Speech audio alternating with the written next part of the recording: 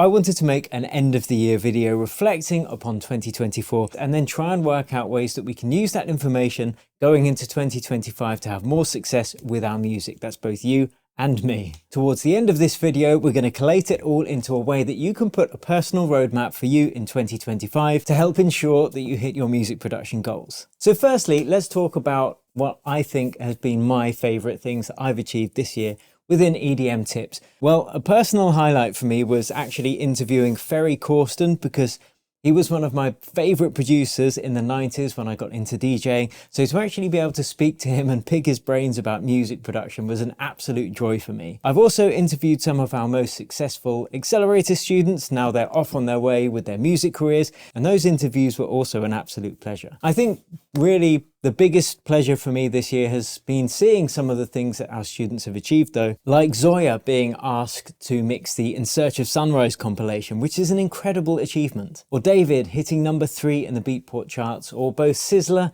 and Tempest hitting over 1 million streams on their personal Spotifys. These are just a few of our students' achievements, but those are the ones that have sprung to my mind, which I'm really happy about. So the key is, what are the patterns that led to these achievements rather than them just being flukes? So I've broken down the 5 things that I've seen from both the producers I've interviewed and our most successful students, what has led to these successes. So let's go through each of them, and as I said, then we can build it into how you can create a roadmap for your music in 2025. So the first thing to do is decide what success means for you, because that's going to change throughout your life anyway, but unless you know what you're aiming towards, it's very hard. In fact, it's impossible to measure when you achieve it. So you could actually be very successful in someone else's eyes, but you never feel that way because you haven't defined what success is for you. So the more specific you can be and the more you can tie that into a measurable result, the easier it is to gauge your progress. For example, Molly wanted to get signed to colorize music. She achieved that, ergo she is successful. And then when you hit that goal, it's time to then think about what the next goal to aim for is. Now, of course, hitting goals isn't the most important thing with music production. It's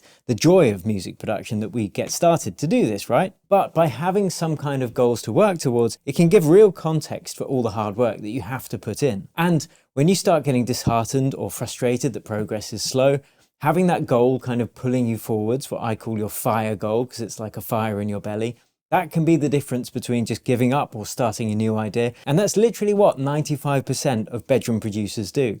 They just start an idea based on feeling, and because there's no bigger goal to tie it into, they just give up when they get bored of listening to the same loop, or they just start a new idea. And I know from personal experience how frustrating that can be, which is actually why we've developed programs and systems to help people stay on target, stay focused, and get feedback when they want. So that's 1, deciding what success means for you. 2 is then breaking down that big success into manageable bite-sized chunks that you can measure along the way. Think of this like going to the gym and you want to hit a particular target weight. So if you just have one of your goals to be, I go to the gym 3 times a week, you're going to hit that goal if you stick to it. And that can help motivate you as well as improving your skills along the way. So if you're a completely new producer, to want to get signed to one of the world's biggest labels and play the main stage of Tomorrowland within 6 months of starting production simply isn't realistic. And that's the kind of goal that's going to lead to frustration. So to find what is a reasonable goal for you, there's 2 things that we can do. 1 is listen to interviews and read stories from people who have done what you want to do and find out what kind of time scale is reasonable for what you want to achieve. Now, of course, there are going to be outliers. For example, we mentioned Molly a second ago, and she went from never having produced a track to getting signed to colorize within about 12 to 18 months. That's kind of an outlier. I found with the thousands of people that I've worked with that 3 years to achieve something very notable from never having produced a track is a fairly reasonable timescale if you're willing to put the work in. Now, there are certain things you can do to reduce that timescale, and we're going to touch upon them in a minute as well. So that's 1, researching other people's stories and seeing what's reasonable. But the second part of that is deciding on process-based goals. So in that example about the gym I gave a couple of minutes ago, by deciding on doing the process rather than getting the external goal, you are almost guaranteeing success, which will then lead to external success. It can be very frustrating if you've set your heart on getting released on a certain label, and there could be many reasons as to why that's not happening. Yes, 1, your music might not be good enough, but 2, it could be good enough, but they might just have a full roster. Whereas if your goal is to produce 3 times a week and release 1 track a month, you are entirely in control of that goal. And I find that a combination of process-based goals and external goals is kind of the best of both worlds scenario. Now, point 3 that all of our most successful students have got, and all the people I've interviewed have got as well, is the right mindset. So we had a student called James join us a couple of years ago, and after struggling for a whole year without actually releasing anything, he told me on a call together that he hoped he'd release one day, or that he'd hoped he'd be able to be a professional producer. And the problem was that hope didn't translate into action. And this is the biggest thing I've seen that producers struggle with. It's the internal mindset. It's the things that we tell ourselves that stop us achieving the things we want to achieve. So what James was doing was spending hours scrolling through different plugins or watching YouTube videos instead of actually producing music. He had avoided submitting his tracks for feedback because he felt that he wasn't ready. And he told himself he'd start taking it seriously once he got better, but he had it completely the wrong way round. James was hoping things would fall into place instead of deciding that he was going to become a track finishing producer. And all of our most successful students either intrinsically seem to know that you have to think of yourself as a producer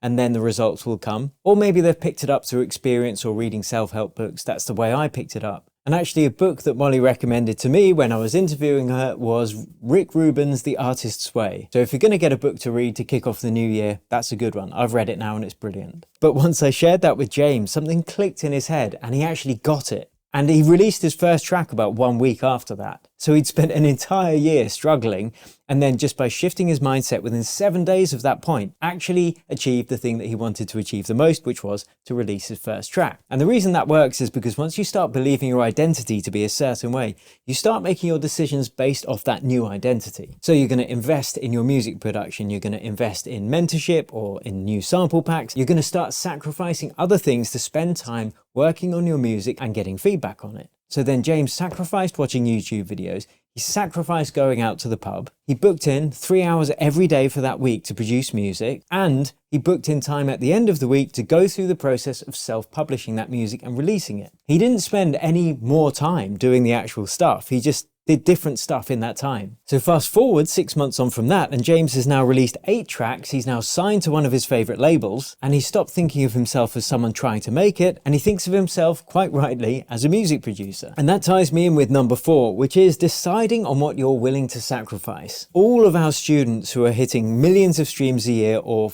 the 5 of them that were DJing at the Amsterdam Dance event this year, all of them realised that there was something they'd have to give up in order to achieve their goals.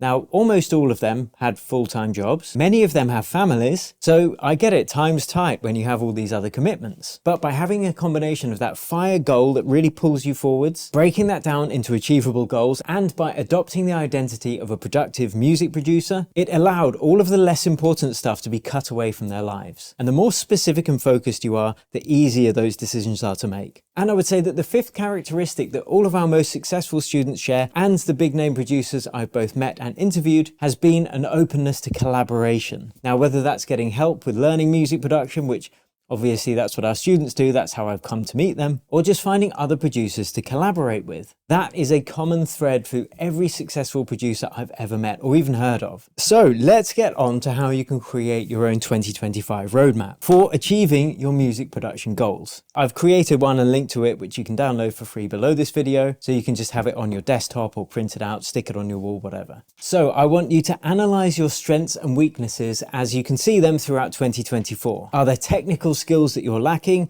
How's your music theory? How's your mixing? How's your composition? Or is it more workflow oriented? You're not producing regularly. You're not finishing tracks regularly. By self-analyzing this and identifying as best you can your weaknesses, you'll know where to focus on in the new year. It's very tempting to just focus on your strengths because it's satisfying and it's easier, but by laser focusing on your weaknesses first, that's the bottleneck that once you get past is going to improve all of your skills. The second thing is to plan your fire goal for the year. That's the one that really gets you out of bed in the morning, and then break that down if you can into about 12 milestones, because that's easy, you can do it one a month. And you can even break that down further into weekly milestones. Remember, process-based goals are going to help you here.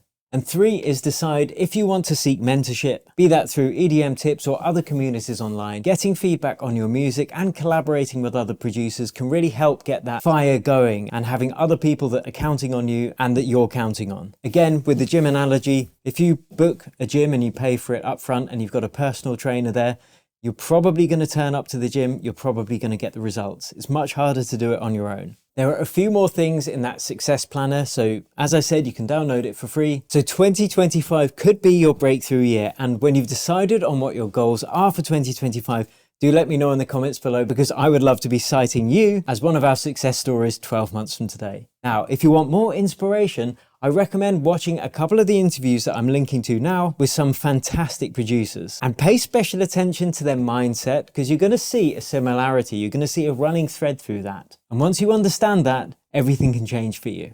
Thank you so much for watching. I hope you've enjoyed this. I'm in a new studio. Obviously, it's not really set up yet, but I very much look forward to 2025. So I will catch you then. Until then, as always, cheers and happy producing.